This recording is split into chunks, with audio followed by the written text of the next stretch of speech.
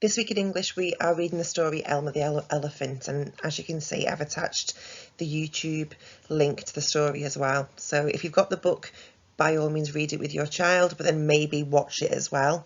And once you've listened or watched the story, would you be able to discuss which colours your child can see in Elmer's patchwork, and then to make a decision as to what colour is their favourite and why is that colour their favourite? And this would be quite interesting because in a couple of weeks' time we are looking at colour as a form of emotion. And can we practice writing your child's name? Ask your child just to put a capital letter at the beginning of their name. It's quite common at this moment in development for children to write their name as a mix of upper and lowercase letters. And obviously if your child is struggling a little bit, maybe they may have a long name, just focus on one letter at a time until that learning's embedded. This week in phonics we are learning the sounds D, T and S. Again, I've attached the YouTube speed sound lessons for you to be able to watch and follow the prompts within that. If you ask your child as well to practice writing each letter within that lesson, and to keep those letters pure, so we're not adding sounds onto those, so T doesn't become T and S doesn't become S. Now in maths we are focusing on classifying objects in different ways, so grouping them either via colour, shape, size or specific objects. I've attached some guidance on these which I'll go through with you once I've gone through the other areas of learning. In physical development we are continuing to practice having a tripod pencil grip, and again I've attached the guidelines for you. In Luna and communication and language, if you could tell your child a few facts about elephants and discuss whether you've both ever seen an elephant. This may be in the zoo, on the television, and they may have a plush toy, they may have seen an elephant within a book, particularly Elmer the elephant.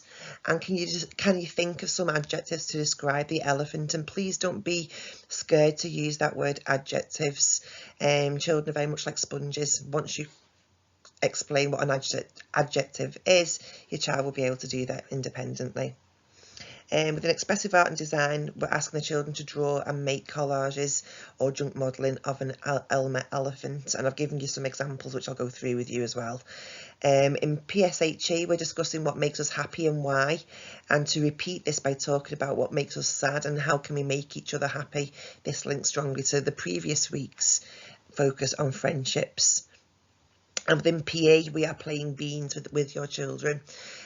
So again it's all about commands and listening skills, so we may ask the children to run around in a circle together and then to shout jumping bean, and for the child to be able to interpret that command and act upon it. So the next two slides again are the guidelines for the different stages of pencil grip, which you would have seen last week. And then the next two pages are all about the lesson plan that in maths, about classifying and sorting objects. It's very, very self-explanatory. Make it as physical as you possibly can. This can be done indoors or outdoors. It can be done within the garden, collecting garden items. It could be literally any items whatsoever, but having that investigation with your child to classify those items. And the last slide is two images. One image is of an Elmer suncatcher, which your child may enjoy making. Again, it's just purely a creative activity, but it's getting those shoulders working and their fingers, fine motor activities to enable them to write when they're ready.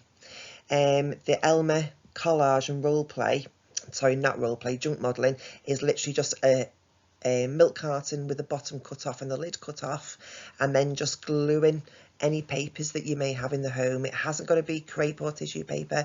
It could be paper that's in a magazine, a fly that's come through your door, anything like that. That would be great. Okay, enjoy. Bye bye.